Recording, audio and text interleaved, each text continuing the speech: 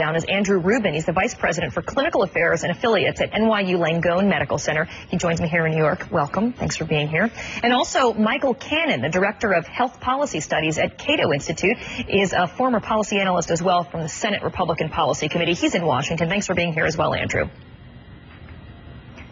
So as we've talked about, there's some big challenges ahead. It has to get through the Senate. It has to merge with a House conference bill. So let's start with the public option. Two senators. We have Senator Joe Lieberman, who's independent but caucuses with the Democrats, as well as Ben Nelson said, I'm okay to go ahead with the debate, but I'm not sure I can support a bill with a public option. So where do you go from there, Andrew? They're going to have to fight this out. Clearly, a lot of, Democrats, most of the Democrats want a public option. A lot of the moderates don't want it. The bill will work without it. So we're just going to have to see where they, where they settle this out. What do you think, Andrew, Michael, do you think that there's more chance of bringing over some moderate Republicans and saying, fine, we won't do a public option? Or do you think that it's better to try to get some of the moderate Democrats on board and say, well, there's still a trigger here, states can opt out? I think that they're more likely to get the left-wing Democrats in the House to cave on a public option, what the so-called public option, than they are to get moderate Senate Democrats to go along with one. Because I think the left-wing knows that this is really a massive entitlement program, a massive expansion of the entitlement state, probably the biggest expansion of government we've seen in our lifetimes.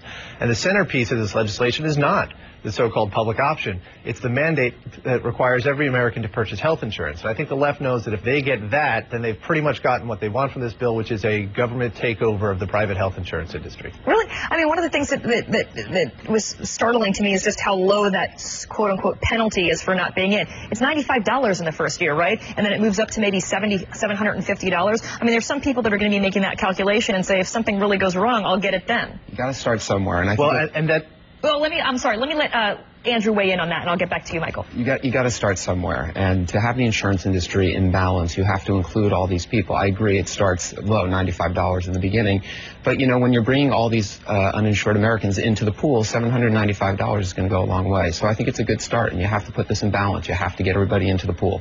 Michael, on the same issue about costs as well, you say that between taxing Cadillac plans, taxing some of the Medicaid payroll contributions for people making over families making over $250,000 and other things are still not going to be enough to pay for. You don't think the Congressional Budget Office estimate is accurate. Explain that. No, I think the estimates are accurate for the bill as written. I think the bill as written is unrealistic. Look, they say they're going to implement $500 billion of Medicare cuts. But at the same time, they're undoing past promises of future Medicare cuts. So that's not credible at all. So that's going to require higher taxes to make up for all the new spending to which this legislation would commit us.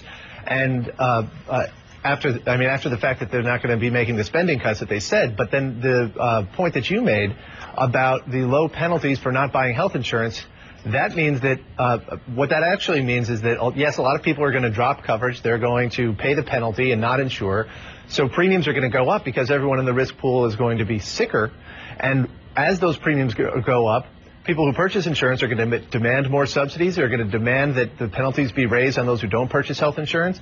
So this legislation is really a ticking tax bomb where we are going to have even more government spending and even higher taxes than this legislation pretends.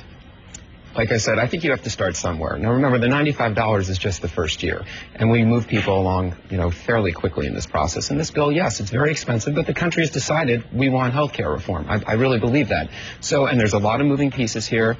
No one provision of this bill is inexpensive or works perfectly, but we have to get it started, and I think the mandate will work. I think people want health insurance. Well, the biggest fight could end up being over abortion in this situation. And Michael, one of the things that the House did was put in some pretty restrictive language when it comes to whether or not the federal government is going to pay for abortions. The Senate bill, however, is not restrictive. How is this going to work out? Well, I think that both sides are right. When a piece of legislation this massive is enacted, when it injects the federal government into so many corners of the healthcare sector and people's healthcare decisions, it's inevitable that the government's going to disrupt the status quo over abortion. So either we'll get a situation like the House bill where there are no federal funds for abortion, but what that does is it restricts access to private abortion coverage, or we'll get something like the Senate bill, which does force Americans to subsidize other people's abortions. There's really no way to split the baby here. There's no way to prevent one of those outcomes from happening. The status quo cannot not be upset with this legislation. How do they reconcile that among Democrats? I don't know how they're going to reconcile this. Most people don't choose their health insurance based on whether abortion is covered or not. It just doesn't belong in this conversation, as far as I'm concerned. I mean, people are not buying health insurance because there's an abortion coverage. I know it's front and center now. I hope they find a way to get it out. All right, well, I want to thank both of you for your thoughts this morning. Andrew Rubin and Michael Cannon, thanks to